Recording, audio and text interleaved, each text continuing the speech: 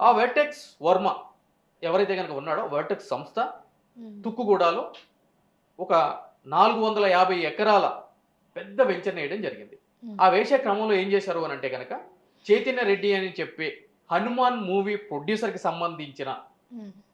స్థలంలో 2.5 ఎకరాలు కబ్జా చేసి, ఒక హ్మ్. 150 ఫీట్ వైడ్ రోడ్డు ఆ వర్టెక్స్ వర్మ అనే వ్యక్తి అక్కడ హ్మ్. వేయడం జరిగింది. హ్మ్. వేసిన తర్వాత దానికి సంబంధించి ఆ రోడ్డుకి ఏమైనా పర్మిషన్ ఉందా అని చెప్పి ఆర్‌టీఏ అప్లికేషన్ అప్లై చేస్తే, మున్సిపల్ శాఖ నుంచి గాని, హ్మ్.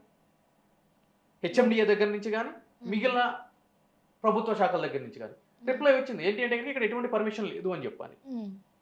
సో, ఆ రిప్లై వచ్చిన తర్వాత దానికి సంబంధించి ఒక ఫిర్యాదు అనేది ఇవ్వడం జరిగింది హైడ్రాకి. ఇది హ్మ్. కూల్చమని. చేసిన తర్వాత సదరు కమిషనర్ రంగనాథ్ ఎవరైతే ఉన్నారో హ్మ్. ఆయన ఆ చైతన్య రెడ్డికి కాల్ చేయడం జరిగింది. ఫోన్ మాట్లాడడం జరిగింది. మీకెందుకు మేము వెరిఫై చేశాము. వర్మ దొంగ ఆల్రెడీ ఇల్లీగల్ రోడ్ వేశాడు. హ్మ్. దాన్ని మేము పగలగొడతామని చెప్పి ఒక కాల్ కన్వర్సేషన్ కూడా చేయడం జరిగింది. ఆ హ్మ్. కాల్ కన్వర్సేషన్ ఆమె రికార్డ్ చేయడం జరిగింది. హ్మ్. చేసిన తర్వాత మొత్తం అంతా పగలగొట్టుతాము, వస్తాము అని వచ్చిన తర్వాత ఇతనికి ఒక ఫోన్ కాల్ రావడం జరిగింది. అతను నేను ఇది చేయలే అని చెప్పి వెనక్కి వెళ్ళిపోవడం జరిగింది. ఆ కాల్ రికార్డింగు ఆ చైతన్య రెడ్డి అనే మహిళ నాకు ఇవ్వడం జరిగింది. హ్మ్. నేను ఒక యూట్యూబ్ ఛానల్ ప్రముఖ జర్నలిస్ట్‌ని తీసుకొని వెళ్లి అక్కడ హ్మ్. జరుగుతున్నటువంటి అన్యాయాలు అతను ఒక ప్రైవేట్ ల్యాండ్‌ని ఆక్రమించడమే కాదు, పేదలకు సంబంధించిన అదేవిధంగా దళితులకు సంబంధించిన అసైన్‌మెంట్ ల్యాండ్స్‌ని హ్మ్. ఆక్రమించుకోవడం జరిగింది.